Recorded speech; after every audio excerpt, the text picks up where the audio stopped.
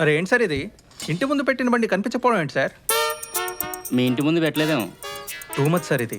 మరి ఎన్నిసార్లు ఇస్తారు సార్ కంప్లైంట్? అక్షరాల 6వ సారి ఇది. బండి పోయిందని కంప్లైంట్ ఇచ్చాడు, సాయంత్రం కల్లా బండి దొరికిందని చెప్పి కంప్లైంట్ క్యాన్సిల్ చేసుడు. బండి పోతే పోయిందని చెప్తాం, దొరికితే దొరికిందని చెప్తాం. పైగా సెంటిమెంట్ సార్. మా అత్తమామలు ఆశీర్వదించి ఇచ్చారు సార్. ఆశీర్వాదం వెనక్కి తీసుకురేమో. అలా అనకండి సార్, మర్చిపోతున్నారు. మీరు నేను ఒకటే డిపార్ట్మెంట్. మీది ట్రాఫిక్, మాది సివిల్. ఒక డిపార్ట్మెంట్ ఎట్లయితే సార్? ఆహా, నా ఉద్దేశం పోలీస్ డిపార్ట్మెంట్ అని. ఎవరి రూల్స్ వాళ్ళకే ఉంటాయి సార్. నాకు చాలా పనులు ఉన్నాయి, నేను వస్తా.